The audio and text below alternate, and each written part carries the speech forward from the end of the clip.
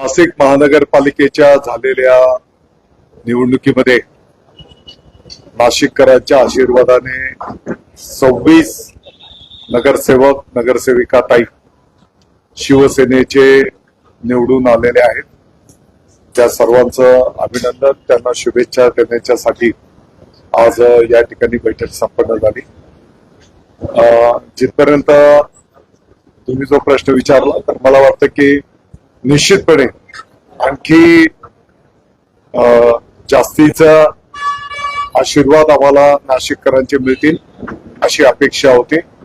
हरकत नाही, शेवटी जनता जनार्दनाने जो काही कौल देतात तो आपल्याला स्वीकारावा लागतो आणि त्या पद्धतीने पुढे मार्गक्रमण आपल्याला करावं लागतं। निश्चितपणे जे काही आम्हाला जबाबदारी नाशिककरांनी दिलेली आहे ती सर्वजण आम्ही एकत्रितरित्या यशस्वीरित्या पार पाडून टाकू। मला वाटतं की जसं मी आता बोललो की आपल्याला आणखी जागांची अपेक्षा होती आणि आणखी मोठ्या प्रमाणात नगरसेवक आपल्याला त्या ठिकाणी निवडून येतील अशी खात्री होती। परंतु आता जेव्हा यश अपेक्षित आपल्याला मिळालं नाही तर त्याच्याकडे बोट दाखवण्यापेक्षा आपण स्वतः ते स्वीकारावं असं मानणारा मी कार्यकर्ता आहे। कुठे कमी पडला, कुठे चुका झालेल्या त्याचा आम्ही निश्चितपणे येणाऱ्या काही दिवसांमध्ये बसू, त्याचं विचारमंथन करू आणि त्याच्यामध्ये सुधारणा पण करू। दादा एकूण वोट झालाय, मला वाटतं की पूर्ण अभ्यास करून आम्ही त्याच्यावर भाष्य करू। या क्षणाला न अभ्यास करता बोलणं उचित होणार नाही। सर्वांगीण अभ्यास करून एवढ्या एक 10 दिवसात आम्ही त्या ठिकाणी बसू। सत्तेच्या संदर्भात आता 72 भाजपला जागा आहे, पूर्ण बहुमत त्यांच्याकडे आहे। आपण काय भूमिका घेतलेली आहे विरोधी पक्षनेत्याच्या संदर्भात? आपली पुढची वाटचाल असेल की आणखी काही वेगळं? आताची जी काही वस्तुस्थिती आहे, आकडेवारी आहे, जगजाहीर आहे आणि या संदर्भातला शिवसेनेचे मुख्य नेते माननीय उपमुख्यमंत्री महोदय एकनाथजी शिंदे साहेब जो काही निर्णय करतील त्यांच्या आदेशाचं आम्ही पालन करू की यासाठी एक शांततेने बसून काय काय त्याला अँगल्स आहेत, सर्वांगीण गोष्टीचं की कशामुळे आपल्याला त्या ठिकाणी मत कमी पडली, अपयश आलं, याचा आम्ही प्रत्येक प्रभाग वाईज, कारण काही ठिकाणच्या स्थानिक सिच्युएशन वेगवेगळ्या असतात आणि म्हणून प्रत्येक प्रभाग वाईज आणि प्रत्येक जागे वाईज पण आम्ही या संदर्भातली चर्चा करू आणि त्याच्यामध्ये येणाऱ्या काळामध्ये सुधारणा करू। ज्या ज्या शहरांमध्ये माननीय शिंदे साहेबांच्या मनामध्ये काय गोष्ट असेल किंबहुना त्यांना योग्य वाटत असेल ते त्याप्रमाणेचा निर्णय ते करते। मालेगावमध्ये आपण इस्लाम पार्टी बरोबर जाणार का असा एक प्रश्न उपस्थित केला जातोय, की काय भूमिका मालेगावमध्ये आपली असेल? इस्लाम म्हणजे इंडियन सेक्युलर असं काही त्या पक्षाचं नाव आहे आणि त्या पक्षाच्या प्रत्येक शब्दाचं शॉर्ट फॉर्म तो काही इस्लाम असा होतो। आताच्या घडीला जी काही आकडेवारी आहे ती पण जगजाहीर आहे आणि मग येणाऱ्या काळामध्ये मालेगावच्या दृष्टिकोनातून, मालेगावच्या नागरिकांच्या दृष्टिकोनातून, शिवसेनेच्याही दृष्टिकोनातून जे काही योग्य असेल, आता इकडे त्यांनी ते दुसरा पक्ष सांगितला, आता इकडे तुम्ही दुसरा पक्ष, आकडेवारी अशी आहे की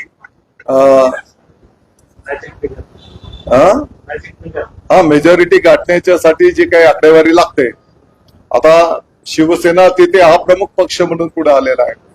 18 नगरसेवक शिवसेनेच्या चिन्हावर आहेत आणि आणखी 2 नगरसेवक आहेत, अशी आकडेवारी शिवसेनेची आहे आणि म्हणून सर्वांगीण जे काही राहील आम्ही वरिष्ठांच्या कानावर घालू, वरिष्ठ जे आदेश देतील त्याचं पालन करू।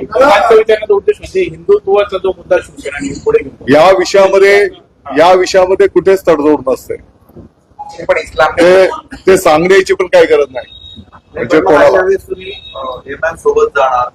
आता भाजपने कुठे जाणार कोण कुठे काय निर्णय झाला बिनशर्त पाठिंबा द्यावा असं आवाहन केलेले तुम्हाला कोणी आसिफ इस्लामने की आम्हाला बिनशर्त पाठिंबा द्या तुम्हाला पण आणि एमआयएमला पण कोणाला देणार तर कोणाला आम्ही पण बोलू की शिवसेनेच्या महापौर पदासाठी सगळ्यांनी बिनशर्त पाठिंबा द्यावा. दादा बीएमसी आणि पीडीएमसी मध्ये काय परिस्थिती असेल तिथलं राजकीय गणित आपण पक्षाचे नेते आहात तिथे नेमकी काय परिस्थिती आपल्याला दिसते? बघा आता राज्यव्यापी जनता जनार्दनाला जे योग्य वाटतंय तो कौल जनतेने दिलेला आहे. आता जी काही आकडेवारी आहे त्या प्राप्त आकडेवारीनुसार मला वाटतं की जिथपर्यंत शिवसेनेचा विषय माननीय शिवसेनेचे मुख्य नेते एकनाथजी शिंदे साहेब तिथल्या स्थानिक सिच्युएशन त्यांना जे योग्य वाटेल अगदी कुठे संवाद साधून ते निर्णय करतील. त्यांनी केलेल्या निर्णयाची स्थानिक पातळीवर अंमलबजावणी केली जाईल. कल्याण डोंबिवलीचे ठाकरे गटाचे काही नगरसेवक गायब आहेत, नॉट रिचेबल आहेत आणि ते शिंदे साहेबांच्या संपर्कामध्ये आहेत. नाही मला त्याच्यावर माहित नाही, त्याच्यावर भाष्य करणं मला उचित नाही. दादा परवा पुन्हा एकदा सुनावणी आहे सुप्रीम कोर्टामध्ये चिन्हाच्या बाबत या सगळ्या प्रक्रियेकडे कसं आपण जर बघितलं असेल तर शेवटी लोकशाही प्रक्रियेमध्ये न्याय देवता सर्वश्रेष्ठ असताना जनता जनार्दन हे सुद्धा तेवढेच तोलामोलाचे आहे. गेल्या काही वर्षांच्या पासून जर आपण बघितलं असेल तर संपूर्ण महाराष्ट्राच्या जनतेने माननीय एकनाथजी शिंदे साहेबांच्या नेतृत्वाखालच्या शिवसेनेला शिक्कामोर्तब केलेला आहे. अनेक निवडणुकीमध्ये अगदी लोकसभेच्या निवडणुका संपन्न झाल्या, विधानसभेच्या निवडणुका संपन्न झाल्या, आता महानगरपालिकेच्या निवडणुका संपन्न झाल्या. आता 12 जिल्ह्यांमध्ये जिल्हा परिषद पंचायत समितीच्या निवडणुकीची रणधुमाळी सुरू झालेली आहे. आम्हाला विश्वास आहे की धनुष्यबाण माननीय एकनाथजी शिंदे साहेबांच्या नेतृत्वाखाली शिक्कामोर्तब होईल. तुम्हाला सोलापूरची जबाबदारी देण्यात आली आहे, काय पुढचे गणित असेल? आता निघालो सोलापूरला.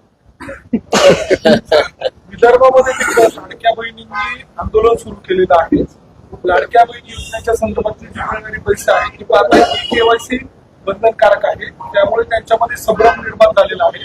योजनेचा लाभ मिळेल की नाही अशी शक्यता त्यांच्या मनात आहे. माननीय शिवसेनेचे मुख्य नेते एकनाथजी शिंदे साहेबांनी संपूर्ण महाराष्ट्राच्या लाडक्या बहिणींना अस्वस्थ केलेलं आहे की आपल्याला बिलकुल चिंता करण्याचं काही कारण नाही.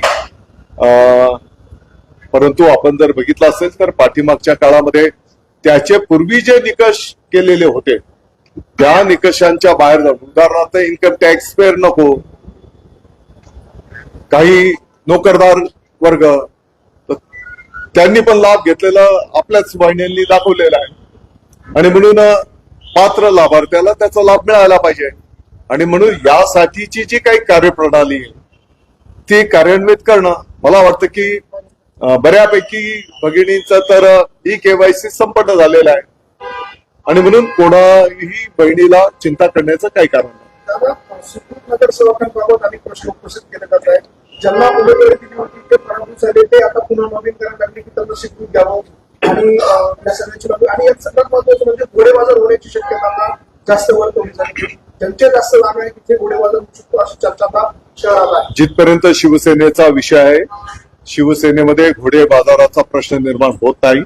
आपण जर बघितलं असेल तर अतिशय सामान्यातल्या सामान्य कार्यकर्त्याला त्या ठिकाणी मग निवडणुकीच्या कार्यकाळात असेल किंबहुना येणाऱ्याही काळामध्ये जिथे संधी देता येईल त्या सर्व गोष्टींचा विचार करून अभ्यास करून, शेवटी राजकीय जीवनामध्ये प्रत्येकाला अपेक्षा असणं काही गैर नाही.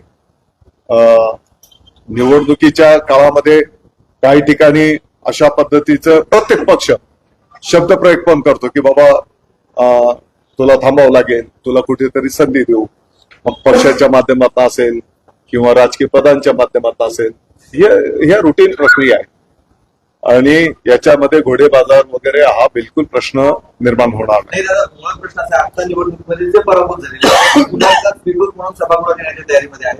अशा वेळेस तुमचे जे कार्यकर्ते आता असतील, आम्हाला जागा किती उपलब्ध होतात हो. तुम्ही जर म्हटलं तर पराभूत ती पण संख्या किती आहे का नाही, हे सगळं त्यातल्या त्यात ते निकष पण त्याचे आहेत स्वीकृतच्या संदर्भातले, ते सगळ्या गोष्टी आणि सगळ्यांना विश्वासात घेऊन आम्ही पुढे जाऊ. थँक्यू.